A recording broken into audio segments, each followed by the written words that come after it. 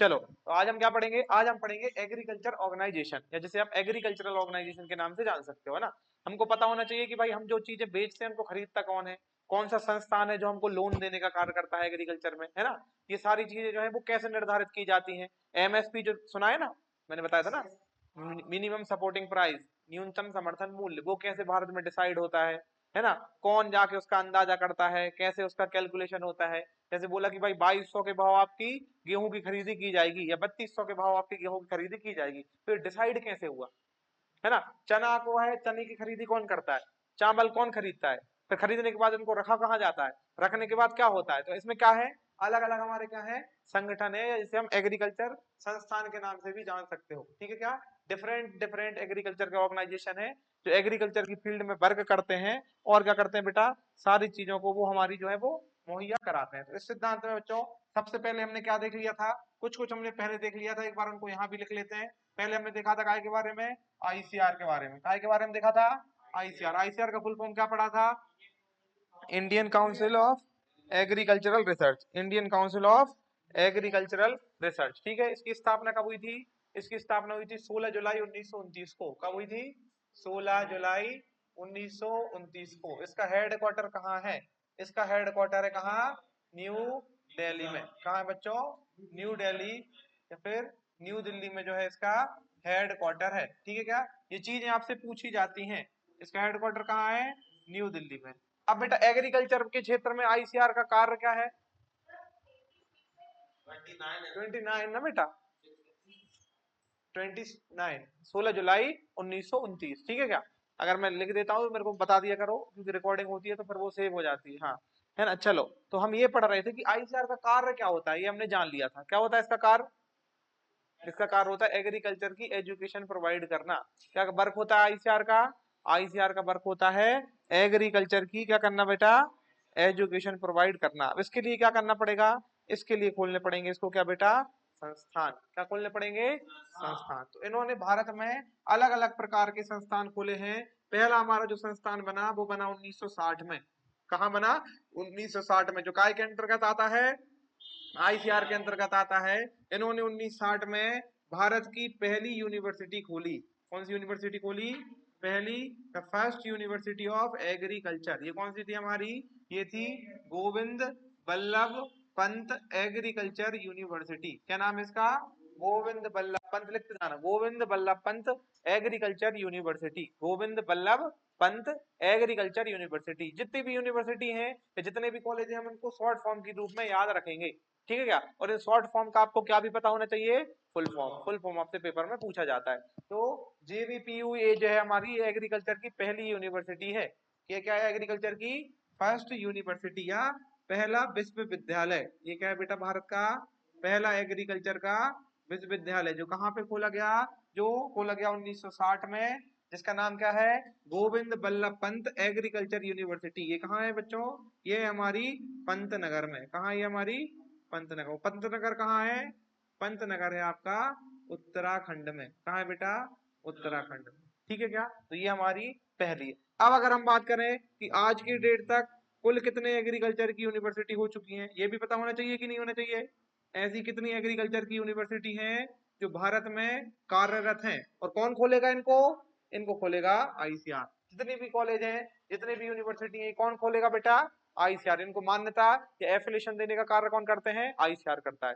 तो अगर हम बात करें कि अभी हमारे पास कितने एग्रीकल्चर के यूनिवर्सिटीज हैं या कितने एग्रीकल्चर के इंस्टीट्यूशंस हैं, इंस्टीट्यूशन की अगर हम बात करेंगे तो आज की डेट में बच्चों पूरे भारत में 65 एग्रीकल्चर के संस्थान जो है वो कार्यरत हैं। 65 से ऊपर हो चुके हैं, लगभग लगभग 70 के लगभग हमारे पास जो क्या है, एग्रीकल्चर यूनिवर्सिटियां हैं। कितनी है बेटा एग्रीकल्चर की यूनिवर्सिटियां, 70 के लगभग। क्लियर है क्या, जो किससे मान्यता प्राप्त है, आईसीआर से मान्यता प्राप्त है। धीरे धीरे ये जो है बच्चों चेंज होते रहते हैं, ठीक है क्या। चलो अब आ जाती है हमारी कुछ डीम्ड यूनिवर्सिटियां। कैसी यूनिवर्सिटियां, डीम्ड यूनिवर्सिटियां। डीम्ड यूनिवर्सिटी क्या कहलाती हैं, ऐसी यूनिवर्सिटी जो पहले से इस क्षेत्र में कार्य नहीं कर रही थी, लेकिन सरकार की डिमांड के कारण उनको बच्चों हमने एग्रीकल्चर की यूनिवर्सिटी का क्या दे दिया, दर्जा दे दिया, क्योंकि वहां पे डिमांड बढ़ी, ठीक है क्या, इसलिए हमने उनको क्या बना दिया, एग्रीकल्चर का विश्वविद्यालय बना दिया, तो उनसे हम क्या बोलने लगे, डीम्ड यूनिवर्सिटी। क्या बोलने लगे बेटा, डीम्ड यूनिवर्सिटी। क्वेश्चन अगर पूछेंगे कि भारत में कुल कितनी डीम्ड यूनिवर्सिटियां हैं, तो इंडिया में बच्चों आज की डेट में कितनी डीम्ड यूनिवर्सिटियां हैं, 4 या कितनी, 4। कितनी है बच्चों, 4 जो है वो टोटल हमारी डीम्ड यूनिवर्सिटियां हैं।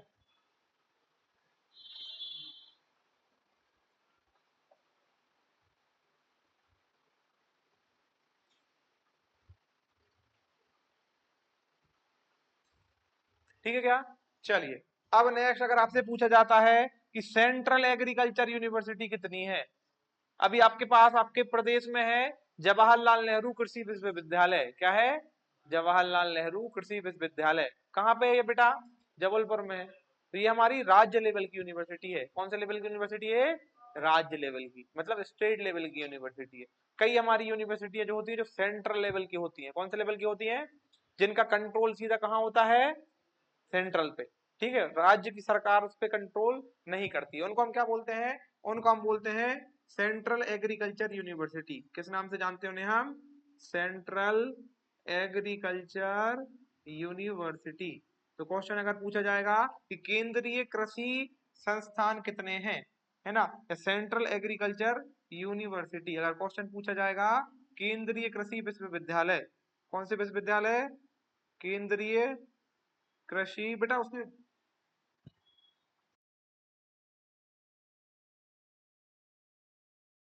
केंद्रीय कृषि विश्वविद्यालय। ठीक है क्या, तो केंद्रीय कृषि विश्वविद्यालयों की संख्या है बेटा कितनी, 3। कितनी है, 3। यहाँ से सब जो मैं आपको लिखवा रहा हूँ एमपीपीटी में क्वेश्चन पूछा जाता है, एक एक चीज को याद रखना है, क्योंकि आईसीआर से जुड़ी सारी चीज हमारे लिए जरूरी है।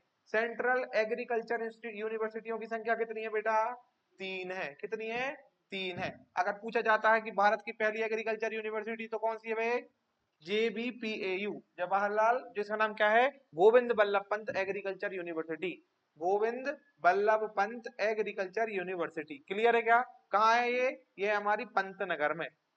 कहाँ है ये हमारी, पंतनगर। पंतनगर कहाँ है हमारा बेटा, उत्तराखंड में। कहाँ है हमारा, उत्तराखंड में। ठीक है क्या, दूसरे नंबर पे जाती है हमारी टोटल एग्रीकल्चर यूनिवर्सिटियों की संख्या कितनी है, तो टोटल कितनी है, 65।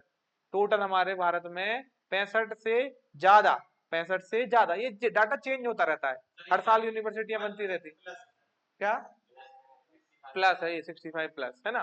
तो क्या है, टोटल अगर आपसे पूछा जाए कि एग्रीकल्चर की कितनी यूनिवर्सिटियां इंडिया में रन करती हैं, तो 65 से ज्यादा। ठीक है, दिन बाई दिन हमारी यूनिवर्सिटियां बढ़ती जा रही हैं।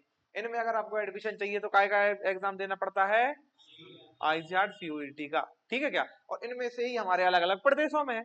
इन 65 में जवाहरलाल नेहरू का नाम भी जुड़ा हुआ है ना। इंदिरा गांधी कृषि विश्वविद्यालय रायपुर छत्तीसगढ़, उसका नाम भी जुड़ा हुआ है। ठीक है क्या, बिरसा मुंडा एग्रीकल्चर यूनिवर्सिटी, उसका नाम भी जुड़ा हुआ है। सारी यूनिवर्सिटी इसमें जुड़ी हुई है। ठीक है, तो ये चीज जो है आप जल्दी से एक बार, दूसरे नंबर पे ये हो जाता है, तीसरे नंबर पे हो जाता है आपकी डीम्ड यूनिवर्सिटी, चौथे नंबर पे हो जाता है आपकी कौन सी, सेंट्रल एग्रीकल्चर यूनिवर्सिटी। इनके जल्दी से नाम लिख लीजिए कि इनकी संख्या कितनी होने वाली है।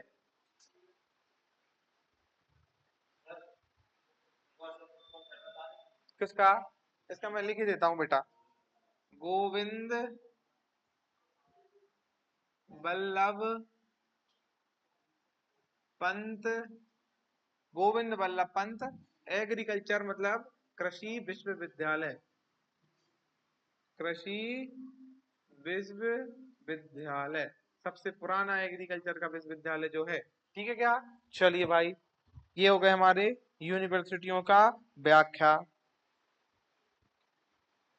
अब क्या करते हैं बेटा कि जिस क्षेत्र में जिस चीज का उत्पादन ज्यादा होता है, जिस क्षेत्र में क्या होता है, जिस चीज का उत्पादन ज्यादा होता है, सरकार वहां पे एक संस्थान खोल देती है ना। अपने यहाँ पे क्या सेब होते हैं क्या, सेब होते हैं अपने यहाँ, यहाँ नहीं होते ना। तो सेब का यहाँ पे संस्थान खोल के कोई मतलब निकलेगा क्या, नहीं निकलेगा, नहीं निकलेगा ना। जहाँ पे सेब फल का उत्पादन होता है उससे जुड़ी हुई रिसर्च कहाँ होनी चाहिए, वहीं होनी चाहिए। होनी चाहिए कि नहीं होनी चाहिए, है ना। अब मान लीजिए हमारे यहाँ पे मान लो गेहूं बहुत होता है, तो गेहूं का जो है वो हमारे सेंट्रल इंडिया में कहीं इसका क्या होना चाहिए, संस्थान होना चाहिए। ठीक है क्या, मक्के की खेती जहां की जाती, कॉटन हमारे यहाँ होता है क्या, कपास, कपास मध्य प्रदेश में इतना नहीं होता है, गुजरात में कपास बहुत भर भर के होता है। तो जहां पे जिस चीज की ज्यादा खेती की जाती है वहां पे उसका क्या खोला जाता है बच्चों, एक अनुसंधान संस्थान खोला जाता है। क्या खोला जाता है, अनुसंधान संस्थान, ताकि वहां के अकॉर्डिंग उन चीजों का और अच्छे से टेक्नोलॉजी का जो है वो क्या हो सके, विकास हो सके। इसलिए गवर्नमेंट क्या खोलती है बेटा, इसलिए गवर्नमेंट खोलती है एनआरसी। क्या खोलती है? एनआरसी। एनआरसी मतलब क्या होता है? National research centre. एनआरसी का मतलब क्या होता है? National research centre. National research centre. Hindi में क्या बोलेंगे?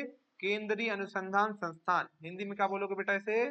केंद्रीय अनुसंधान संस्थान। ठीक है क्या? अब जैसे ये काय काय का हो सकता है, जैसे हमारा हो सकता है नेशनल रिसर्च सेंटर ऑन लीची, national research centre on rice, national research centre on sugarcane. ऐसे हमारे यहाँ national research centre of mango, national research centre of काजू या कैशू। खुल सकता है कि नहीं खुल सकता है? National research centre of citrus, national research centre of बनाना। सबका होना चाहिए कि नहीं होना चाहिए? तो अब हाँ हाँ हाँ, गेहूं भी, कुछ भी हो सकता है जो इसकी सरकार ने अभी खुल चुका है। तो ये इनसे हम क्या बोलते हैं? एनआरसी बोलते हैं। तो अगर आपसे पूछेंगे एनआरसी ऑफ पोटैटो, मतलब समझ जाओगे क्या? एनआरसी ऑफ आलू मतलब क्या? मतलब नेशनल रिसर्च सेंटर, मतलब ऐसा संस्थान जो केंद्रीय लेवल पे अनुसंधान करने का कार्य करता है। ठीक है क्या? ऐसा संस्थान जो केंद्रीय लेवल पे अनुसंधान करने का कार्य करता है, उसे हम एनआरसी या नेशनल रिसर्च सेंटर के नाम से जानते हैं। डन है क्या? तो इंडिया में हमारे कितने नेशनल रिसर्च सेंटर ऐसे हैं जो आज कार्य कर रहे हैं? ठीक है क्या? इनकी अगर आप संख्या देखोगे नेशनल रिसर्च सेंटरों की बच्चों, तो ये है आपके कितने? 15। कितने हैं? 15। तो ये आपको याद करके रखने हैं। ठीक है क्या? ये अभी मैं आपको बताऊंगा कि कौन सा है और कहाँ है। अभी आपको सिर्फ नंबर याद कर लेना है, ताकि आप इनको याद, आपको याद करने पड़ेंगे। ये जो नाम दिख रहा है 65, ये 65 के 65 नाम आपको रटने हैं। हाँ, ये पूरे चार, ये जितने मैं यहाँ लिखवाते जा रहा हूँ, इसकी सबको आपको बुक में लिस्ट दी जाएगी और सबके पता होना चाहिए। कहीं से भी क्वेश्चन पूछ लिया जाता है। ठीक है क्या? जैसे आईसीआर का आपको याद हो गया, आईआरआई का याद हो गया, है ना? अपनी दो अपने मध्य प्रदेश में है, जवाहरलाल नेहरू कृषि विश्वविद्यालय। ठीक है, एक अपना कौन सा है? राजमाता विजयराजे सिंधिया कृषि विश्वविद्यालय ग्वालियर में, है कि नहीं? इस तरीके से आपको क्या है, सारे याद करने पड़ेंगे। क्लियर है क्या? चलिए, तो एनआरसी कितनी है इंडिया में? 15। एनआरसी कितनी है बच्चों? 15। ठीक है। सेंट्रल एग्रीकल्चर यूनिवर्सिटी कितनी है? Central agriculture university, central agriculture university कितनी है बेटा? 3। कितनी है? 3 है। ठीक है क्या? अगर हम बात करें नेशनल ब्यूरोज की, काय की बात करें? नेशनल ब्यूरो की, तो नेशनल ब्यूरो की संख्या और लिख लो यहाँ पे। नेशनल ब्यूरो, केंद्रीय नेशनल ब्यूरो की जो संख्या है बेटा, ये है आपकी टोटल 6। कितने नेशनल ब्यूरो हैं? नेशनल ब्यूरो हैं आपके 6। ठीक है क्या? तो आपको याद रखने हैं। तो इस तरीके से आपको इतनी चीजें जो है वो एग्रीकल्चर की जो काय के अंतर्गत आती हैं, इनका देखा रेखा कौन करता है? आईसीआर। कौन करता है? आईसीआर। तो ये सब आईसीआर के अंडर में कार्य करती हैं। क्लियर है क्या? तो ये हो गया हमारा आईसीआर, और आईसीआर के नीचे इतने संस्थान कार्य करते हैं। ये आपको एक चीज याद होने चाहिए, है ना? नेशनल ब्यूरो, नेशनल ब्यूरो आपको याद रखना है। जैसे national bureau on plant genetic resources. अब क्या होता है कि आज से 10 साल पहले जो वैरायटी आप लगाते थे, या आज से 50 साल जो पहले गेहूं की वैरायटी लगाते थे, क्या आज आप उसको लगाते हो? क्या लगाते हो क्या? 50 साल पहले जो गेहूं लगाते थे नहीं लगाते हैं, क्योंकि आजकल नई किस्में डेवलप हो गई हैं। तो बेटा वो गेहूं को क्या करेंगे? फेंक देंगे क्या? फिर अब वो तो हो गए, खा पी गए बेटा, 50 साल में तुम खत्म भी हो गया वो, है ना? लेकिन क्या उसका नामो निशान खत्म हो जाएगा? बताओ। हो सकता है वो आज नहीं तो कल फिर से काम आ जाए। अरे हो सकता है कि नहीं हो सकता है? भाई कुछ में ऐसी चीज है हमारे, मान लो हमारे वातावरण में कुछ ऐसी चीजें चेंज हो जाएं कि जो आजकल गेहूं हो रहा है वो हो ही ना, तो हमको पुराने जमाने का गेहूं पे फिर से जाना पड़ेगा। भले ही उसमें उपज कम है, लेकिन कम से कम हो तो जाता था जंगल में। हो जाता था कि नहीं हो जाता था? तो हमको उसको फिर से ढूंढना पड़ेगा, और ढूंढने के लिए अब क्या करना पड़ेगा? नेशनल, उसके लिए हमको क्या करना पड़ेगा बेटा? उनकी चीजों को स्टोर करके रखना पड़ता है। क्या करके रखना पड़ता है? स्टोर। क्योंकि कभी ना कभी खोटा सिक्का भी काम पड़ जाता है। पड़ जाता है कि नहीं पड़ जाता? तो फेंकना नहीं है चीजों को, उनको हमको संभाल के रखना है। और संभाल के रखने के लिए सरकार ने क्या बनाए हुए हैं? National bureau. अब आप साइंटिस्ट बन गए मान लो, ठीक है, 10 साल बाद आपने सोचा कि भाई हम एक काम करते हैं कि जो पुराना वाला गेहूं था ना, उसमें बड़ा पौधा होता था, पौधे मैंने बताया था ना आपको, हमारा गेहूं 8 फीट 10 फीट का होता था, तो आजकल 3 साढ़े 3 फीट का 4 फीट का होता है, छोटा गेहूं होने लगा है। तो आपको याद आई कि अब हम एक काम करते हैं, उतने ही बड़े गेहूं में और बीज लगाना स्टार्ट करते हैं। कुछ ऐसी टेक्नोलॉजी लगाएं कि गेहूं का पेड़ छोटा है और उसमें ज्यादा बीज लग रहे हैं, अब हम बड़े वाले में और ज्यादा बीज लगाएं, तो बड़ा भी हो गया पौधा तो बीज भी ज्यादा लग गए। तो उसके लिए हमको क्या करना पड़ेगा, हमको कोई जंगली वाला गेहूं ढूंढना पड़ेगा। साइंटिस्ट आप बने तो जंगली वाला गेहूं आपको ढूंढना पड़ेगा। अब वो कौन कहाँ मिलेगा, आपने पापा से भी पूछ लिया, मम्मी से पूछ लिया, आस पड़ोस में पूछ लिया कि भाई पुराना वाला गेहूं पड़ा है क्या, वो कहाँ पुराना पुराना, इस बार जो बोया था वो ये वही हमारे पास। तो अब आपको 50-60 साल पुराना गेहूं चाहिए, तो आपको कहाँ जाना पड़ेगा, नेशनल ब्यूरो। अब national bureau on plant genetic resources एक है, जिसका नाम मान लो, अभी मैं लिखवाऊंगा आपको सारे, बस एग्जांपल दे रहा हूं यहाँ। एक है NBPGR, क्या नाम है इसका, NBPGR, फुल फॉर्म क्या हो जाएगा, नेशनल ब्यूरो। NB मतलब लगा है मतलब नेशनल ब्यूरो, NB लगा है मतलब नेशनल ब्यूरो, NRC लगा है मतलब नेशनल रिसर्च सेंटर, NRC लगा है मतलब नेशनल रिसर्च सेंटर। क्लियर है क्या, तो अगर लगा है NB तो मतलब नेशनल ब्यूरो होगा, और P मतलब प्लांट, और P मतलब प्लांट के बाद G मतलब जीन, जीन मतलब जीन, जीन मतलब हो जाएगा अपना क्या, जेनेटिक्स। ठीक है क्या, इसके जीनों को उन्होंने सेव करके रखा हुआ है, उसी जीनों से तो आप क्या बताओगे, आगे की जनरेशन बनाओगे ना। और R मतलब हो जाएगा रिसोर्स, रिसोर्स मतलब हमको जहां से चीजें मिलती हैं उसे हम क्या बोलते हैं, रिसोर्सेज।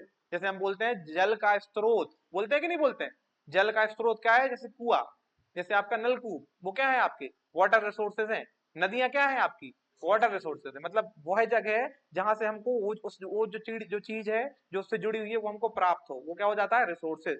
तो ये कैसा रिसोर्सेज है, ये नेशनल लेवल पे काम करने वाला ऐसा रिसोर्सेज है जिसमें आपको प्लांट के क्या मिलेंगे, जीन मिल जाएंगे, पुराने से पुराने तक इन्होंने संभाल के रखे हुए हैं। अब ऐसे एनिमल में भी होता है, एनिमल के लिए भी बनाना पड़ेगा, तो एनिमल में मैं क्या लगा दूंगा, एन भी लगा दूं, एन भी तो लगाऊंगा उसके नाम में, एन भी मतलब नेशनल ब्यूरो, हो गया कि नहीं हो गया, एन भी मतलब नेशनल ब्यूरो, है ना। हिंदी में वैसे बोलते हैं राष्ट्रीय सर्वेक्षण, क्या बोलते हैं, राष्ट्रीय सर्वेक्षण।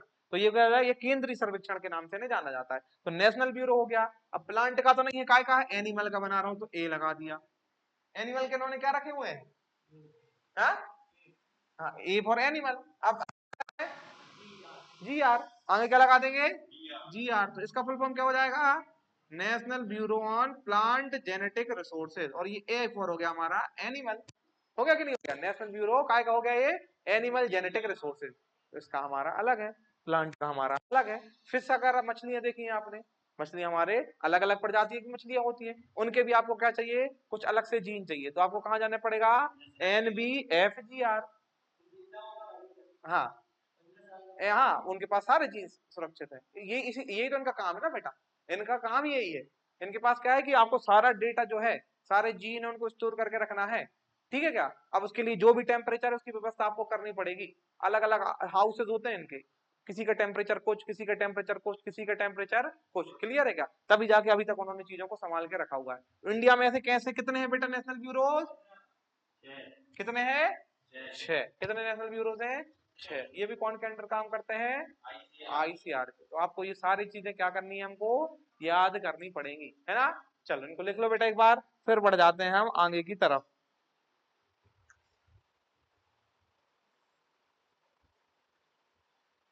चलो भाई, हर्षित है और प्रसून है, ऑनलाइन वाले बच्चों का डन है क्या, सारी चीजें बेटा लिखते चली जानी है। अभी से अगर आप रोज क्लासेस देखोगे, एक भी क्लास को मिस नहीं करोगे, तो आपका बेस क्लियर होता जाएगा। अगर जिसने आज की क्लास नहीं देखी, अब उसको मैं NRC पढ़ाऊंगा तो तुम्हारे पल्ले नहीं पड़ेगा वो, और फिर मैं बार बार आपको बताऊंगा नहीं। ठीक है क्या, अभी मैं अच्छे से बताता जा रहा हूँ, अभी जो डाउट है पूछ लो, उससे संबंधित जो भी आपको जानकारी चाहिए, क्योंकि बार बार आपका समय भी खराब और हमारा तो फिर, है ना, खराब। चलो लिख लो इसको। क्यों भाई आशीष, ऐसा ही है क्या, है ऐसा ही है, चलो भाई। तो अब आप ये बताइए कि हर क्षेत्र, यहाँ लिख लिया क्या, अब आप ये बताओ कि हर क्षेत्र की जलवायु, हर क्षेत्र का जलवायु, हर क्षेत्र की सॉइल, हर क्षेत्र की जलवायु मतलब क्लाइमेट, है ना। जलवायु, जलवायु मतलब क्या होता है, क्लाइमेट, हर क्षेत्र की जलवायु और हर क्षेत्र की मृदा। ठीक है क्या, अच्छा ये बताओ एक सी होती है या अलग अलग होती है, हर क्षेत्र में पानी की उपलब्धता, मतलब वाटर अवेलेबिलिटी, पानी की उपलब्धता। ठीक है क्या? आप ये बताइए, क्या ये अलग अलग होता है, क्या एक सा होता है? अलग अलग होता है कि नहीं होता है? इसका मतलब अलग अलग क्षेत्रों के हिसाब से अलग अलग चीजें चलेंगी, है ना? ऐसा होगा कि नहीं होगा? किसी के यहाँ भाई किसी और प्रकार से प्रोग्राम बनाए जाते हैं, किसी के यहाँ पे किसी और प्रकार से प्रोग्राम बनाए जाते हैं, होता है कि नहीं होता है? रीजन के हिसाब से, काय के हिसाब से? रीजन के हिसाब से या फिर क्षेत्र के हिसाब से चीजें चेंज होती रहती हैं। तो आप ये बताइए, क्या जम्मू कश्मीर में कोई सी फसल लगा रहे हैं, क्या आप उसको यहाँ लगा दोगे क्या? नहीं लगा पाओगे ना, क्योंकि क्या है, ये सब चीजें अंतर आ जाएंगी। क्लाइमेट के कारण, मिट्टी के टाइप के कारण, पानी की उपलब्धता के कारण अलग अलग चीजें हैं। किसी के यहाँ बहुत पानी है भाई, धान लगा लेता है वो, किसी के यहाँ नहीं है, वो अभी क्या है, जो नहीं है, जो मक्का वो देगा। करेगा कि नहीं बोलेगा? क्योंकि क्या है, हर चीज की अलग अलग परिस्थितियां हैं। कॉटन जो है, कपास के लिए काली सॉइल चाहिए। कौन सी सॉइल चाहिए? काली सॉइल में कपास को लगाया जाता है। वही हम बात करेंगे मूंगफली के लिए, तो मूंगफली के लिए लाल मृदाएं चाहिए। अगर आपने काली मृदाओं में मूंगफली को बो दिया तो काली मृदाएं चिपकती हैं। क्या होती हैं? चिपकती हैं। तो बेटा तुम मूंगफली को उखाड़ोगे कैसे नीचे से? बताओ। चिपक जाएगी ना। आपने मूंगफली उखाड़ने गए तो बेटा पूरी मिट्टी आ गई आपके हाथ में, आप उसमें से क्या खोदते रहोगे? हैं? तो बेटा 2 4 5 एकड़ की मिट्टी को जब तक तुम धोओगे ना, जितना तुम्हारा खर्चा हो जाएगा उतनी तक मूंगफली की पैदावार नहीं हुई, है ना? 20 रुपए की मुर्गी और 50 रुपए का मसाला लग गया, तो गड़बड़ हो गया कि नहीं हो गया? तो इससे होगा क्या, इससे ये होगा कि बेटा चीजें जो है वो गड़बड़ होने चालू हो जाएंगी, है ना? अब हर क्षेत्र के हिसाब से हर चीजें अलग अलग होती हैं। तो सरकार को भी क्या करना पड़ता है, हमको भी क्या करना पड़ता है, जब आप बन जाओगे बच्चों कोई एक साइंटिस्ट, क्या बन जाओगे? साइंटिस्ट आप बन जाओगे, तो आपको भी अलग अलग स्थानों पे जाके रिसर्च करनी पड़ेगी। अब अगर आप मध्य प्रदेश के हो तो आप मध्य प्रदेश में करोगे, हिमाचल वाला लड़का हिमाचल प्रदेश में कर रहा होगा, है ना? और तमिलनाडु वाला तमिलनाडु में कर रहा होगा। तो हाँ, नहीं नहीं, बहुत सारे साइंटिस्ट होते हैं, वो तो बहुत सारे हैं, हजारों की संख्या में, बट क्षेत्र के हिसाब से अलग अलग होते हैं ना। अब तुम यहाँ बनोगे तो बेटा तुम स्ट्रॉबेरी की खोज थोड़ी करोगे, नहीं करोगे ना। तुम तो ये करो कि जो यहाँ चीजें हो जाती हैं। अरे क्लियर है कि नहीं है ना? तो आपको क्या करना पड़ेगा, तो गवर्नमेंट ने बच्चों इसके लिए अलग अलग जगहों पे केवी के खोल रखे हैं। क्या खोल रखे हैं? केवी के। केवी के। अब मान लो बच्चों, सरकार ने किसी चीज की जो है खोज करी है, उनको पता चला कि भाई आशीष ने एक अच्छी सी वेराइटी निकाल दी, है ना? इसने अच्छे से वैरायटी निकाल दी। अब ऐसे कितने साइंटिस्ट घूम रहे होंगे, हमको पता है क्या तुमको? तुमने कभी देखे एग्रीकल्चर के साइंटिस्ट? नहीं है। लेकिन कोई बीज जो आ जाता है वो तो तुमको पता चल जाता है। पता चल जाता है कि नहीं? अब यूरिया का नया प्रकार आ गया, सबको पता चल जाएगा। लेकिन जो खोज रहा था, क्या उससे तुमको डायरेक्ट पता चला कि साइंटिस्ट तुम्हारे घर आया था थैली लेके कि भैया ये बीज ले लो, अच्छा बनाया, इस बार वो आगे देख लेना? नहीं आया ना। तो ये क्या हुआ, उसने खोज करी, किसी ने, व्यक्ति ने या साइंटिस्ट ने, इसने जाके बच्चों किसको सूचना दी? गवर्नमेंट को। किसको सूचना दी? गवर्नमेंट को। तो फिर गवर्नमेंट ने बच्चों इस प्रोजेक्ट को या इस आविष्कार को पूरी जगह पे फैलाया। फैलाया कि नहीं फैलाया? कोई भी नई टेक्नोलॉजी एग्रीकल्चर में आई, मैंने पहले हम धान को कैसे लगाते हैं, धान को हम लगाते हैं बेटा खेत में, पहले पानी भरते हैं, पानी भरने के बाद पौध लगाते हैं, 25 से 30 दिन में हमारी पौध तैयार होती है, और फिर हम जाके उसको पौध को रोप देते हैं अपने खेत में। ऐसे करते हैं कि नहीं करते हैं? हाँ, वो तो अलग प्रक्रिया है। ये मैंने एक ऊपर ऊपर की चीज अगर तुमको बताई, तो ये हमारी इस तरीके से प्रक्रियाएं होती है। आजकल तुमने देखा होगा बेटा, एक मशीन आ रही है, यूट्यूब यूट्यूब पे देखा होगा ना, है ना? उसमें अपन ने क्या किया, धान को रख दिया और वो मशीन चलती गई, ऑटोमेटिक वो गड़ाती गई। तो क्या आपने इस जो विधि से आप जो नर्सरी लगा रहे थे, क्या उसी विधि के से उसमें रख दोगे क्या मशीन में? आप अपने घर में जिस तरीके से नर्सरी लगाते हो, क्या उस नर्सरी को उस मशीन में रख सकते हो? वो तो मिट्टी में लगाते हो आप, मिट्टी को थोड़ी उठाकर मशीन में रखोगे, ट्रैक्टर आगे नहीं बढ़ेगा, नहीं बढ़ेगा ना, है ना? तो वो नई टेक्नोलॉजी आ गई, आ गई कि नहीं आ गई? उससे हम बोलते हैं डेपोग मेथड। क्या बोलते हैं उसे हम? डेपोग मेथड। क्या बोलते हैं? डेपोग मेथड। तो ये किसी ना किसी ने तो बनाई होगी ना। अब मेरे से तो कोई दोस्त, मेरे दोस्त ने तो बनाई नहीं, तो मेरे को पता चल गया। मेरे को कैसे पता चला? सरकार ने हमको क्या दी? सूचना दी। सरकार ने ये आविष्कार को लोगों तक फैलाया। तो अब इसको फैलाने के लिए बच्चों किसको बजाओगे? ऐसा नहीं ऑटो वाले के माइक बांध दिया और वो गांव में चिल्लाते जा रहा है कि भाई नई विधि आ गई, नई विधि आ गई। ऐसा होगा क्या? हाँ, एक पीआईबी पे होगा। अब हर किसान बेटा पीआईबी नहीं जानता है ना, 5 दिन पहले तक तो तुम भी नहीं जान रहे थे, वो तो मैंने बताया था, समझ में आ गया, है ना? तो किसान को कैसे पता ये सब चीजें? किसान को ये चीजें कैसे बताई जाएंगी? बताओ क्या करना पड़ेगा इसके लिए? किसान को बताना चाहिए ना, क्योंकि भाई जिसके लिए जो चीज बना रहे हो उसी को नहीं पता चला, तो मोदी जी थोड़ी लगाएंगे, वो लगाएगा तो किसान ही ना। तो बेटा गवर्नमेंट ने इसके लिए क्या खोले हुए हैं? केवीके खोले हुए हैं। क्या खोले हुए हैं? केवीके। क्या खोले हैं? केवीके। केवीके। केवीके का मतलब होता है किसान विज्ञान केंद्र। क्या नाम होता है इनका? किसान विज्ञान केंद्र। किसान विज्ञान केंद्र। क्या नाम है इनका? किसान विज्ञान केंद्र। ये कैसे केंद्र है? ये ऐसे केंद्र है जहाँ पे नई टेक्नोलॉजी का जो है बच्चों वो क्या किया जाता है? नई टेक्नोलॉजी का प्रसार किया जाता है। क्या किया जाता है? प्रसार। प्रसार मतलब हो जाता है अपना एक्सटेंशन। मतलब यहाँ पे किसानों को ट्रेनिंग दी जाती है। क्या दी जाती है? ट्रेनिंग दी जाती है कि भाई आप आओ, एक नई टेक्नोलॉजी आई है वो हम आपको सिखाते हैं। ठीक है क्या? जो आपके यहाँ पे ऐसे किसान जो क्या है, जो बहुत जल्दी से चीजों को अपना लेते हैं, ऐसे किसानों को हमने अलग अलग कैटेगरी में बांटा हुआ है। एक वो किसान जो सबसे विश्वास नहीं करता है, पहले सब लगा लेंगे उसके बाद हम लगाएंगे, जब तक वो टेक्नोलॉजी पुरानी हो गई जब उसने अपनाना चालू की है। इस वाले किसान को हम लिजार्ड के नाम से जानते हैं। किस नाम से जानते हैं? लिजार्ड। ठीक है क्या?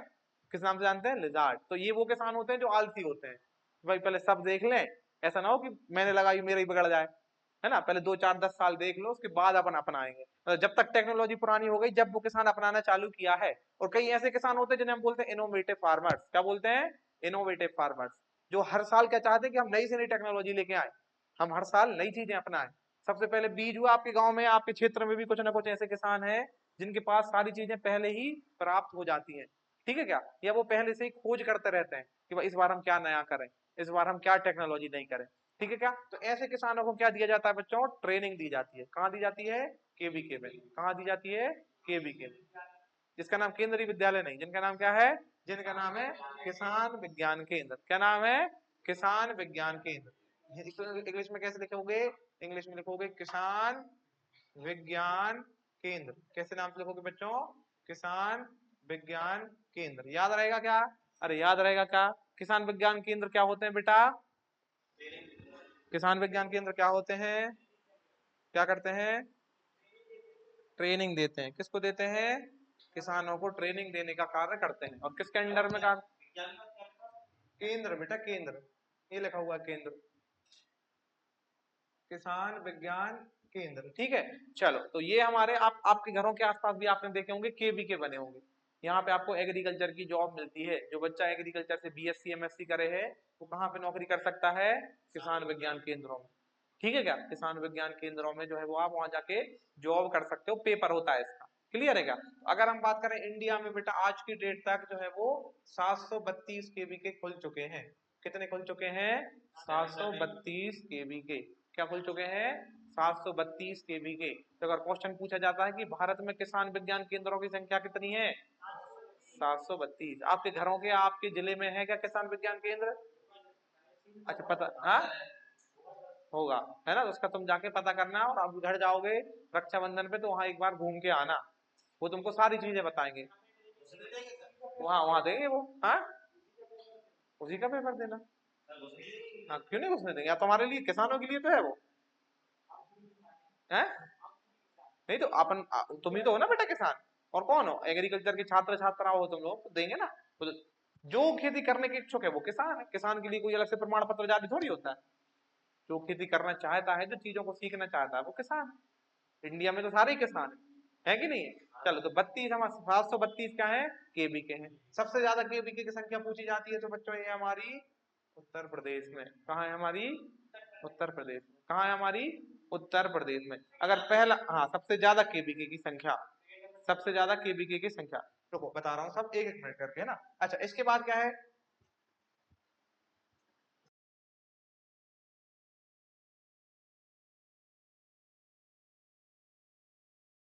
सेकंड नंबर पे हमको क्या याद रखना है कि पहला जो केबीके खुला, भारत का पहला जो केबीके खुला, ये खुला था बच्चों हमारा तमिलनाडु एग्रीकल्चर यूनिवर्सिटी के अंतर्गत। पहला खुला था हमारा कहाँ? तमिलनाडु में। कहाँ खुला था पहला केबीके? तमिलनाडु में। पहला केबीके कहाँ खोला गया? तमिलनाडु में खोला गया। कितने केबीके हैं बच्चों हमारे हमारे पास? कितने हैं? 732। Very good. सबसे ज्यादा कहाँ है? यूपी में है। सबसे ज्यादा कहाँ है? यूपी में जो है वो सबसे ज्यादा हमारे क्या है? सबसे ज्यादा केबीके की संख्या है। पहला हमारा कहाँ खुला? पहला आपका खुला तमिलनाडु कोयम्बटूर में। कहाँ खुला? कोयम्बटूर में सबसे पहला केवीके जो है वो आपका ओपन किया गया। ये किसके अंडर में कार्य करते हैं?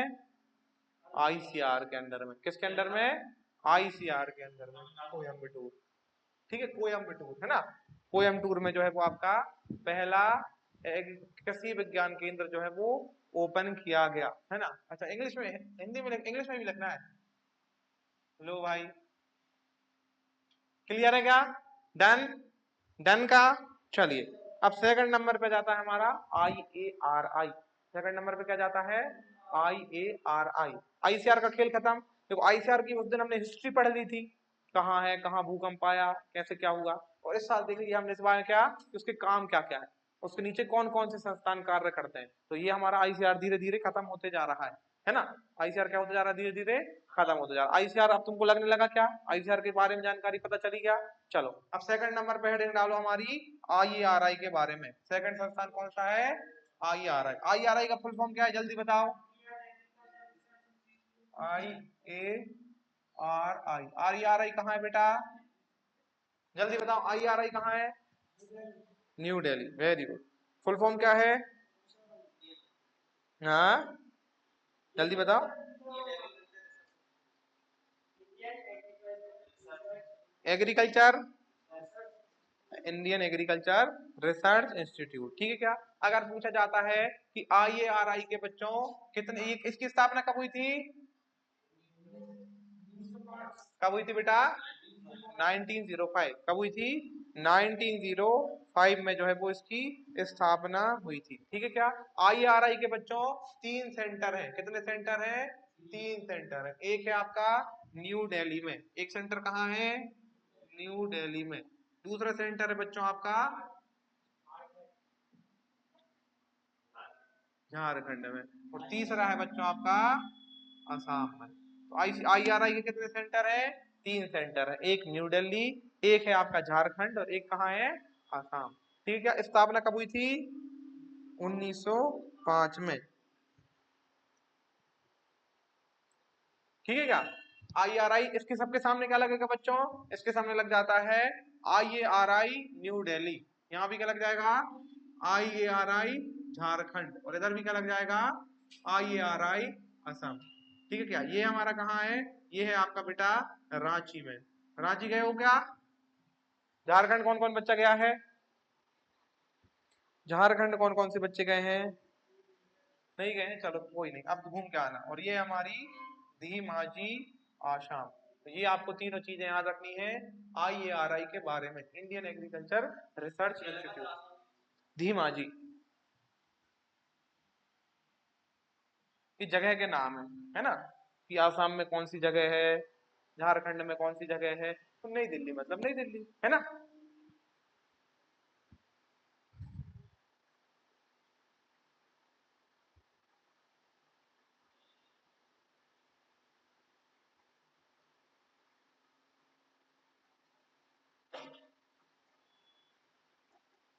हो गया क्या बेटा? चलो, तो क्या है, धीरे धीरे जब हमारी गवर्नमेंट कृषि का विस्तार कर रही थी, तो उसको पता चला बेटा कि कृषि में और सब तो ठीक है, लेकिन जो सबसे बड़ी दिक्कत आती है किसानों को, वो काय की है? वो है दाम की। दाम मतलब पैसा, है ना। क्योंकि बाप बड़ा ना भैया, और जब तक रुपया नहीं होगा, जब तक कहाँ से खेती कर लेगा किसान। टेक्नोलॉजी तुमने पहुंचा दी, सब पहुंचा दी, अब किसान कहेगा भाई तुम पहले पैसा तो दो टेक्नोलॉजी खरीदने के लिए। पैसा भी तो होना चाहिए ना किसान के पास, क्या होना चाहिए? पैसा होना चाहिए। तो अब क्या करना पड़ेगा? आप अगर सरकार होते तो क्या करते? नोट छाप के बांटे आते? पहले क्या इस्तेमाल करो? फिर बेटा अगर तुम पैसे नहीं दोगे, पर जो बनाने वाली कंपनी है वो कैसे बनाएगी? लोन ले लोगे। लोन कहाँ से लोगे? बैंक से। लोन कहाँ से लोगे? बैंकों से लोन लोगे। अब तुमको इसके लिए क्या करना पड़ेगा? एग्रीकल्चर के लिए, एग्रीकल्चर के लिए, एग्रीकल्चर या किसानों के लिए हमको एक अलग से बैंक बनाना पड़ेगा। बनाना पड़ेगा कि नहीं बनाना पड़ेगा? जिसका काम रहेगा कि भाई तुम उधर उधर दिमाग मत लगाना। दूसरे बैंकों का तो 50 काम है, किसानों को वो सबसे बाद में पूछते हैं, व्यापारियों को सबसे पहले पूछते हैं। तो एक ऐसा बैंक भी तो होना चाहिए ना, जो किसानों के लिए ही काम करे, जो कृषि के क्षेत्र में ही काम करे, कृषि के अलावा दूसरे कार्य को ना देखे, और उसका सिर्फ एकमात्र उद्देश्य हो पैसा कमाना, उसका उद्देश्य ना हो, किसानों का भला करना उसका उद्देश्य हो। अब किसानों को पैसे बांट दोगे तो किसान खा के भाग जाएंगे, तो वो भी गलत बात है, वो भी गलत बात है ना। तो पैसा मिलना भी चाहिए, लेकिन उसके लिए नियम कायदे भी तो होने चाहिए ना, कि भाई इतना लोगे तो इतना देना पड़ेगा, इस समय लोगे तो उस समय देना पड़ेगा। दूसरी बात, आपको अब किसान शहर तो जा नहीं सकता बैंक में, तो आपको किसानों के पास बैंकों पे पहुंचाना पड़ेगा। अरे है कि नहीं है? अब किसान मुंबई थोड़ी जाएगा लोन लेने, नहीं जाएगा ना, न किसान दिल्ली जाएगा, न गांव का किसान भोपाल आएगा। आपको क्या करना पड़ेगा? आपको बैंकों को किसानों तक पहुंचाना पड़ेगा, पहली बात। दूसरी बात, कायदे कानून बनाने पड़ेंगे कि अब आपको पता होना चाहिए ना बेटा कि आपके पास इतनी जमीन होगी तो इतना पैसा मिलेगा, इसके लिए नियम होने चाहिए ना कुछ, है ना। ऐसा थोड़ी कि चलो भाई बैंक मैनेजर के जो है वो ये भाई साहब ये बड़े भैया हैं तो इनको ज्यादा लोन दे दो, है ना, रिश्तेदारों को ज्यादा लोन मिल गया, जो नहीं है रिश्तेदार उनको कम लोन मिल गया। तो एक हमको क्या बनानी पड़ती है, इसके लिए पॉलिसी बनानी पड़ती है। क्या बनानी पड़ती है? पॉलिसीज बनानी पड़ती है। तो इसीलिए बच्चों, भारत सरकार ने एग्रीकल्चर के क्षेत्र में कार्य करने के लिए एक बैंक बनाया है, जिसका नाम है नाबार्ड। क्या नाम है? नाबार्ड, जिसे हम बोलते हैं बैंकों का बैंक। एग्रीकल्चर में जितने भी बैंक कार्य करेंगे, या एग्रीकल्चर से जुड़े हुए जितने भी बैंक कार्य करेंगे, उनकी देखा परखी कौन करेगा? उनकी देखा परखी कौन करेगा? नाबार्ड। जैसे आरबीआई का नाम सुना है? आरबीआई का नाम सुना है? क्या मतलब है? Reserve bank of India. वो क्या करता है? वो सारे बैंकों की निगरानी करता है ना। वो बैंकों को क्या देता है? कर्जा देता है, और फिर बैंकों से भी वो कर्जा लेता है। करता है कि नहीं करता है? ये है हमारा आरबीआई। ये क्या है बेटा? आपका आरबीआई। और ये है आपके अदर बैंक। ये क्या है आपके? Other bank. ये है क्या? आपके अदर बैंक। ठीक है। और अदर बैंक से जुड़े होते हैं कौन? नॉर्मल पीपल्स, आम जनता। कौन सी जनता? आम जनता। ठीक है क्या? तो अब आरबीआई क्या करेगा? यहां से पैसा देगा इनको, और ये बांटेंगे कहां बेटा? आगे। आगे बांटेंगे नहीं बेटा। और इनको मिलेगा क्या फिर इससे? ब्याज। क्या कमाएंगे ये बैंक हमारे? ब्याज जो है वो कमाएंगे। ठीक है, ब्याज कमाएंगे कौन से बैंक? ये वाले बैंक। फिर ये जो ब्याज इन्होंने कमाया था, ये किसको देंगे? ये आरबीआई को देंगे। आरबीआई बदले में इनको फिर से पैसा देगा, बैंक का ब्याज देगा। देगा कि नहीं देगा? तो अब आप ये बताओ कि मान लो आरबीआई को आरबीआई को क्या करना है? मनी कंट्रोल करना है इंडिया में। आरबीआई को मनी कंट्रोल करना है, तो कैसे करेंगे? बहुत महंगाई बढ़ती जा रही है मान लो। अब आप ये बताओ कि अगर आपके पास खूब सारे पैसे हो जाएं, तो आप ये थोड़ी पूछोगे भाव कितना है, नहीं बोलोगे ना। अगर आपके पास खूब सारे, हर आदमी के पास खूब सारे पैसे हो जाएं, तो बोलेगा भैया सेब का रेट कितना है? बोलेगा 500 की, पकड़ 1000 रुपए पकड़ जल्दी दे। क्या है भाई, हमारे पास तो खूब पैसा है। ऐसा होगा कि नहीं होगा? तो क्या ऐसी करनी ठीक है क्या ये बात? अब सरकार के पास तो मशीन रखी है, तुमने सोचा हो, सोचा होगा ना तुमने कि सरकार के पास पैसे छापने की मशीन छापती क्यों नहीं है? छाप छाप के सबको बांट दे बैग भर भर के। हैं? क्या हो जाता है? प्राइस की वैल्यू घट जाती है कि नहीं ऐसा? कि सरकार ने क्या करे भाई कि आज दो दो कट्टे सबको पैसे बांटे हो जाओ, लाइन लगा के दो दो कट्टे पैसे बट गए, अगले महीने पर मिल गए आपको, है ना। फिर तो देखो मोल ही नहीं रह जाएगा किसी चीज का। क्या नहीं रह जाएगा? मोल। इंडिया जो है वो डूब जाएगी। क्या हो जाएगी? डूब जाएगी। क्योंकि आपने अपनी करेंसी तो छाप ली, लेकिन क्या आप यूएस की करेंसी छाप सकते हो भारत में? नहीं छाप सकते हो। अब आपको जो चीजें यूएस से मंगानी है वो तो उसी रेट पे मिलेंगी। वो तो किस रेट पे मिलेगी? उसी रेट पे। तब आपने देखा होगा कि अगर हमारा रुपया नीचे होता है ना, रुपया नीचे होता है और डॉलर ऊपर चढ़ता है, तो इंडिया में महंगाई बढ़ जाती है, क्योंकि हमारा पैसा टूट गया। पैसा क्या हो गया? टूट गया। अभी हमारे 1 रुपए की कीमत, 1 डॉलर की कीमत में हमारे 85 से 86 रुपए जा रहे हैं। अभी जो मई में एक रिपोर्ट आई है, जिसमें इस साल इंडिया ने बहुत बड़ा परफॉर्मेंस किया हुआ है। पैसा हमारा है जो सबसे लो लेवल पे चल रहा है। क्योंकि पहले क्या होता था बेटा, जब हमारी करेंसी छपना चालू हुई आजादी के समय, 1 रुपए 1 डॉलर के बराबर हुआ करता था। किसके बराबर हुआ करता था? 1 रुपए 1 डॉलर के, मतलब। और हमने उनको एक 1 डॉलर का सामान लिया, उसके बदले हमने उनको कितने रुपए दिए? 1 डॉलर। 1 रुपए दिया 1 डॉलर के बदले के। और उन्होंने उनसे हमने कोई सामान लिया, तो हमारा एक के बदले उन्होंने हमको 1 डॉलर दिया। लेकिन अब ऐसा नहीं होता है। अब हम उनकी 1 रुपए की चीज कितने में खरीद रहे हैं? 85 रुपए में। कितने रुपए में खरीद रहे हैं? इसी का मतलब तो हुआ ना, 1 डॉलर मतलब 85 रुपीज, है ना। 1 यूएसडी मतलब 85 रुपए। इसका मतलब क्या हुआ कि जो चीज अमेरिका की 1 रुपए की है, वो इंडिया उसको कितने में लेती है? 86 रुपए में लेती है। कितने में लेती है? 86। और जो हमारी 86 रुपए की चीज है, अमेरिका उसको कितने में लेती है? 1 रुपए में। और जो पूरे इंडिया पूरे वर्ल्ड में जो चलता है ना बेटा क्या कारोबार, वो काय पे होता है, वो होता है डॉलर पे। काय पे होता है वो? तुम ऐसा नहीं करो कि भाई तू एक काम कर, $1 ले, $1 ले ले, भूटान वाले पहुंच जाएंगे, तुम एक दो, एक हमसे ले लो। भूटान का रुपए तो बहुत डूबा है ना। भूटान में हमारे 110 रुपए के बराबर हमारा $1 है। ये तो और गिरी हुई हालत में, और गिरी हालत में है कि नहीं हालत, तो है ना। हाँ, $1 में उनके इतने होते हैं, $1 में इतने, अपने तो 86 ही हो रहे हैं, उनके तो और बुरे हो रहे हैं। वो और बुरे हाल है कि नहीं है? हाल क्या है, और बुरे हैं। तो जितना आपका पैसा मजबूत होगा उतने आपकी देश की क्या बढ़ेगी, जीडीपी बढ़ेगी। अब मैंने जैसे आपसे प्रश्न पूछा था कि आपके पास खूब पैसा है, सरकार से बोलो भैया एक काम करो, 2-4 मशीनें और लगा लो और छपने दो गांधी जी को, और रोज रात दिन रात गांधी जी छप रहे हैं और लोगों को बट रहे हैं, तो अच्छी बात है क्या? नहीं है। एक्चुअली गवर्नमेंट की जितनी जीडीपी होती है ना, गवर्नमेंट एवज में जितना आरबीआई के पास सोना रखा हुआ है, इंडिया में जितना सोना है उसी मूल्य का पैसा जो है वो छपेगा। ठीक है क्या? जितना गवर्नमेंट के पास संचित सोना है उसी के बराबर ही पैसा छपेगा। अब वो पैसा घूमता रहता है। ठीक है क्या? जैसे मान लो मैं बैंक हूं, मैंने इसको दिया, ठीक है क्या, इसने लोन लिया कि सर हमको तो घर बनाना है, इसने क्या लिया कि इसको घर बनाना है। ठीक है क्या? चलो देखो एक उदाहरण से मैं तुमको समझाता हूँ। मैंने भाई इसको 100 रुपए दिए। कितने रुपए दिए इसको? 100 रुपए दिए। काय के लिए दिए?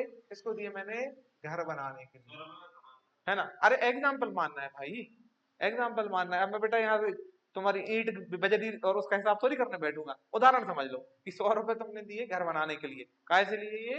बैंक से लिए। अब तुम आए जब बेटा, तो तुमने बच्चों इस 100 रुपए से क्या किया, इस 100 रुपए से तुमने बच्चों, मान लीजिए कि तुम्हारे बच्चों लग गए 80 रुपए लग गए तुम्हारे काय में, घर बनाने में। 80 रुपए लग गए कहाँ? घर बनाने के लिए। ये 80 रुपए चले गए कहाँ कहाँ? ये चले गए हमारे सीमेंट लेने में। क्या क्या लगते हैं? सीमेंट लगता है, और क्या लगता है? गिट्टी लग जाती है, और रेत लग जाती है, फिर बालू लग जाएगी, रेत हो गया, फिर ईंट हो गई, फिर आपकी मजदूर लगेंगे, ठीक है क्या, फिर एक ठेकेदार भी लगेगा, फिर ठेकेदार के बाद अपन तो, तुम तो लगोगे ही लगोगे, तुम फ्री में लगोगे, तुम्हारा कोई मूल्य नहीं, जिसका काम है वो फ्री सुविधा में, ठीक है क्या। चलो इसके बाद बेटा, इसके बाद क्या लगेगा? इसके बाद तुम्हारी बिजली के लिए जो इलेक्ट्रिसिटी वगैरह की व्यवस्था करोगे वो लगेगी। फिर तुम कलर की दुकान पे जाओगे तो क्या खरीदोगे? कलर खरीद लोगे। फिर तुमको पानी वगैरह की फिटिंग करानी है तो पानी वानी का ये सारा काम लगेगा। ये लगा गया। तो ये आए कहां से थे? एक जगह से आया था पैसा। ये कहां से आया था? एक जगह से आया था, लेकिन ये इतनी जगहों पे जो है वो बट गया। ठीक है क्या? अब देखो, अब ये जो तुमने सीमेंट खरीदा था, इसका कुछ भाग वापस से कहां चला गया? सरकार के पास चला गया, टैक्स के रूप में। यहां से भी कुछ कुछ हिस्सा सब जगह से कहां चला गया? सरकार के पास जो है वो चला गया। चला गया कि नहीं चला गया?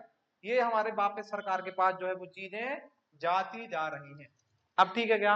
अब मान लो भाई क्या हुआ कि ये जो मजदूर था, ये मजदूर था, अब ये इतने दिन वहां रहा, तो इसने खाना भी खाया, सब्जी वाले के पास भी गया, 2-4 बार कटिंग कराने भी गया था, 1-2 बार कपड़े लेने भी गया, फिर ये जब अपने घर गया तो रिजर्वेशन भी कराया, तो ये सारा पैसा इसका फिर से चला गया।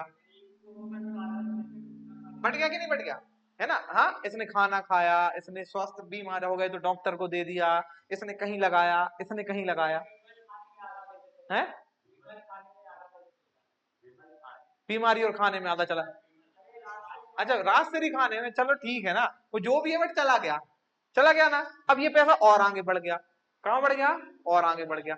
अब मान लो इसको और आगे नहीं बढ़ना है, इसको कहां नहीं बढ़ना है? और आगे नहीं बढ़ना है, तो इन लोगों ने क्या किया बेटा, इस पैसे को कहां जमा करा दिया? वापस बैंक में। अरे पहुंच गया कि नहीं पहुंच गया? मतलब निकला कहां से था पैसा, और पहुंच आखिरी में कहां गया? बैंक में। ठीक है क्या? तो ये, इससे हम बोलते हैं कैश का फ्लो। इससे क्या बोलते हैं? कैश का फ्लो। तो इस कैश के फ्लो से ही इंडिया में महंगाई और सस्ताई होती है। अब मान लो ये बैंक इसको 100 रुपए ना देके बोलते, अरे यार हर्ष भाई कहाँ की कैसी बात कर रहे हैं, 1000 रुपए ले जाओ ना, 100 की बात कर रहे हो तो 1000 ले जाओ, तो फिर ये आगे और बढ़ा देता। और बढ़ा देता कि नहीं बढ़ा देता? और बढ़ाता तो इन तक और पहुंच जाते, इन तक और पहुंच जाते, तो ये जो डॉक्टर बैठा था जो 10 रुपए में इलाज कर रहा था, ये 100 रुपए लेने लगेगा, ले लेगी कि नहीं? और जो दवाई 1 रुपए में मिल रही थी वो 10 रुपए में मिलने लगेगी, तो महंगाई बढ़ गई। क्या बढ़ गई? महंगाई बढ़ गई, है ना। क्यों बढ़ गई? नहीं, मैं बता रहा हूं, अगर हो जाएगा तो बैंक देने लगेंगे। बैंकों को भी तो हमको कंट्रोल करना पड़ेगा ना, बैंकों को भी क्या करना पड़ेगा? कंट्रोल करना पड़ेगा। तो इनको कौन कंट्रोल करता है? आरबीआई।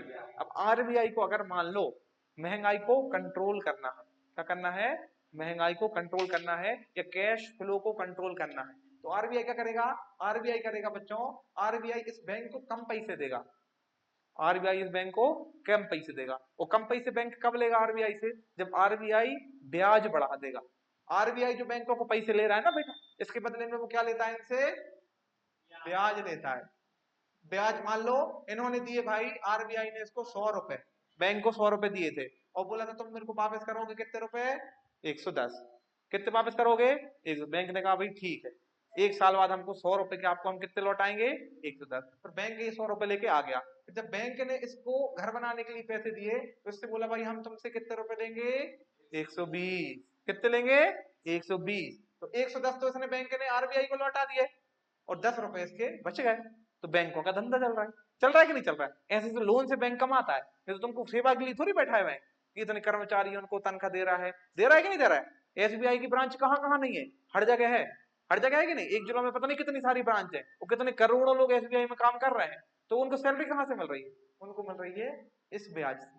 ठीक है क्या? अब मान लो कि आरबीआई ने सोचा कि भाई ये जो बैंक है ये तो जब बोलो जब पैसे लेने जाता है, तो हम एक काम करते हैं, अभी हम इसको क्या बोल रहे थे? 100 के बदले 110 रुपए देना। अब हम इससे बोलते हैं कि 100 के बदले तुम हमको 140 रुपए लौटाओगे भैया। अब हम तुमको 110 रुपए में नहीं दे पाएंगे। तो ये बोलेगा ठीक है, तो फिर एक काम करो, हम 100 रुपए नहीं ले रहे, अब हम सिर्फ तुमसे 20 रुपए लेंगे। क्यों? कितने लेंगे अब हम तुमसे? 20 रुपए। मतलब आरबीआई ने अगर ब्याज की दर को बढ़ाया, काय की बढ़ाया? ब्याज की दर को बढ़ाया, तो पैसों का फ्लो रुक जाएगा। क्योंकि अभी बैंक के पास कितने रुपए थे बांटने के लिए? 100 रुपए। लेकिन अब ब्याज बढ़ गया तो बैंक कह रहा है कि भैया हमको 100 मत दो, अब तो हमको सिर्फ 20 ही दे दो। तो बैंकों ने भी पैसा लेना क्या कर दिया? कम कर दिया। अब बैंकों ने कम कर दिया तो बैंक कहेगा कि भाई हमारे यहाँ से हमको ज्यादा महंगा पड़ रहा है, तो ये जो घर बनाने के लिए लेने आया था इससे बोलेंगे हम तुमसे भी 100 के 120 ले रहे थे, अब हम तुमसे 100 के 160 रुपए लेंगे। तो घर वाले ने भी क्या किया कि भैया अब रहने दो, बाद में देखेंगे, घर अभी नहीं बना रहे। तो इससे क्या हो गया? हमारे कैश का फ्लो रुक गया। रुक गया कि नहीं रुक गया? किसने कंट्रोल कर रहा है ये सब? आरबीआई ने। इसलिए तो आरबीआई को क्या बोलते हैं? बैंकों का बैंक। क्या बोलते हैं? बैंकों का बैंक। सारे बैंकों के पापा कौन है? आरबीआई। सारे बैंकों के पापा कौन है? आरबीआई। सेम इसी तर्ज पे ये तर्ज समझ में आई? अरे ये क्लियर समझ में आया क्या? सेम इसी व्यवस्था के अकॉर्डिंग एग्रीकल्चर में भी हमारा एक बैंक बनाया गया, जिसका नाम क्या रखा गया? नाबार्ड। क्या नाम रखा गया? नाबार्ड। लिख लो बेटा इसको। एग्रीकल्चर का कौन सा बैंक है? सबसे सुप्रीम बैंक है, जिसका नाम क्या है? नाबार्ड। क्या नाम है? नाबार्ड। लिखो इसको। नाबार्ड का अगर हम फुल फॉर्म देखें, काय का फुल फॉर्म देखें?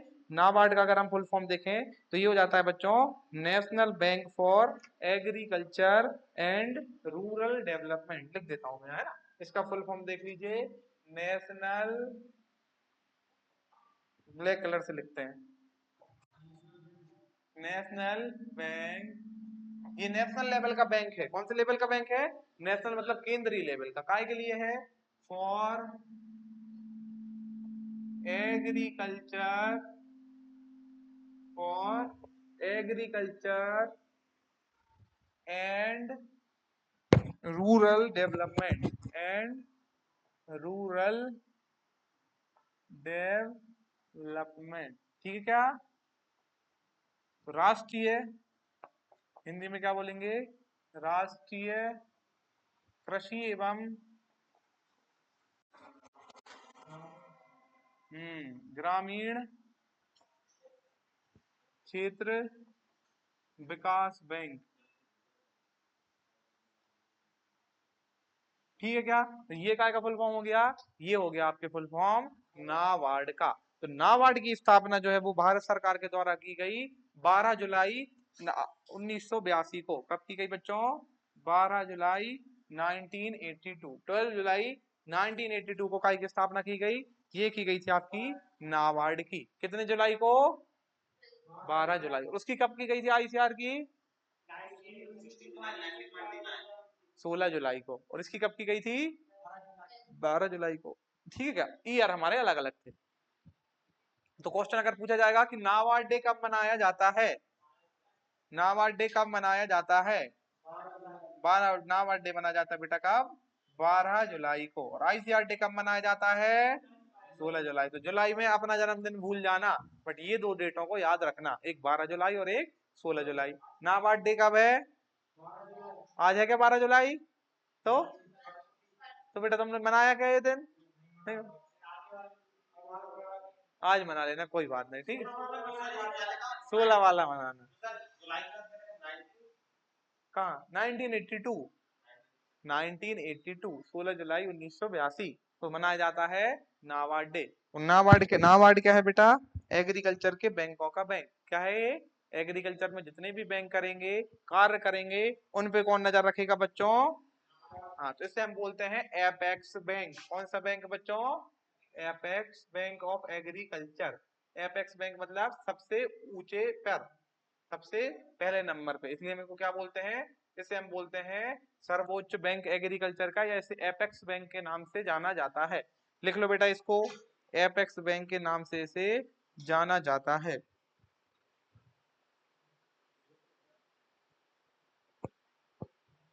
ठीक है क्या? अब नाबार्ड ने क्या करा? नाबार्ड ने बोला चलो भाई मैं तो ठीक हूँ, और मेरा हेडक्वार्टर बना दो मुंबई। कहाँ बना देते हैं इसका हेडक्वार्टर? मुंबई। इसका हेडक्वार्टर बना दो क्या? मुंबई।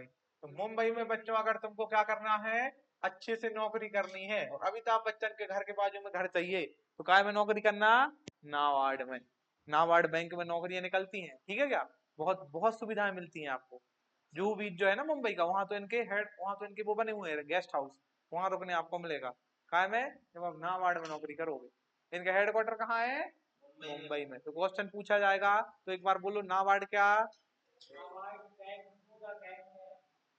Full form? कब बना था? नाबार्ड दिन कब मनाया जाता है? 12 जुलाई को मनाया जाता है, 12 जुलाई 1982 में मना। इसको हम क्या बोलते हैं? एपेक्स बैंक के नाम से। एपेक्स मतलब सबसे ऊपर। एपेक्स मतलब क्या होता है? एट द टॉप, या इसे हम बोल सकते हैं सबसे ऊपर। चलो, इसके बाद आज हमने क्या पढ़ा? क्या पढ़ा जल्दी बताओ? क्या है full form? Indian agriculture institute. कब बना? ठीक है, कितने कितनी इसकी कितने जगह पे हेडक्वार्टर्स हैं? कितनी शाखाएं हैं? 3। कहाँ कहाँ? न्यू दिल्ली में है, झारखंड में है, और आसाम में है। इसके बाद क्या आ गया हमारा? केवी के क्या है? किसान विज्ञान केंद्र। किसान विज्ञान केंद्र जो है वो कहाँ खुलते, क्यों होते हैं ये, इसका क्यों होते हैं, या काय के लिए इनको एस्टेब्लिश किया गया? तकनीकें सिखाने के लिए, है ना। इसे हम बोलते हैं प्रसार। इसे क्या बोल देते हैं? प्रसार, एक्सटेंशन। एक्सटेंशन मतलब इट इज अ, क्या करना है हमको? एक्सटेंड करना है नॉलेज को। जो गवर्नमेंट के पास जो नॉलेज आया है, या न्यू टेक्नोलॉजी आई है, उसको किसानों तक एक्सटेंड करना है। It is called the extension, या प्रसार शिक्षा। क्लियर है क्या? चलिए, तो इतने अभी हमारे पास कितने हैं? 732। सब ज्यादा। और पहला किस? पहला तमिलनाडु। इसका फुल फॉर्म क्या है? TNAU का? Tamil Nadu agriculture university. कौन देखता है इसको? Tamil Nadu agriculture university, TNAU। TNAU। अगर आपको क्या करना है, अच्छे से पढ़ना है ना, तो आप TNU की साइड पे भी सारी चीजें देख सकते हो। अगर आपको ICR का पेपर दिया और TNU में एडमिशन लेना है, तो बहुत अच्छी यूनिवर्सिटी है, इंडिया की टॉप 5 में आती है। काय में आती है? Top 5 agriculture. हाँ, CUET का पेपर देना पड़ेगा। काय का पेपर देना पड़ेगा? CUET का पेपर देना पड़ेगा। तमिल। हाँ ज्यादा। हाँ, 1000 नहीं, ज्यादा। ठीक है। चलो, इसके बाद हमने क्या पढ़ा, जल्दी से एक बार को पढ़ के बताओ। थोड़ा तुम लोग भी बोल लो भाई, मैं तो बोल ही रहा हूँ। मैं दिन में 6-7 घंटे क्लास में बोलता हूँ, तुम लोग एक बार नहीं बोलते हो। बताओ जल्दी बताओ, इसका क्या है ये?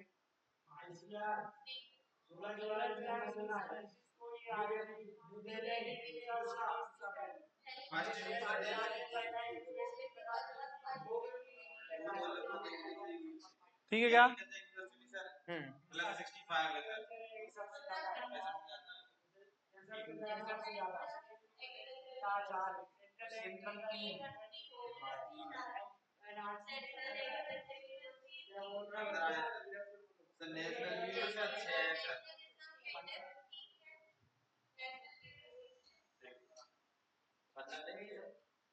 चलो, फिनिश। आज की क्लास जो है वो समाप्त होती है। ठीक है।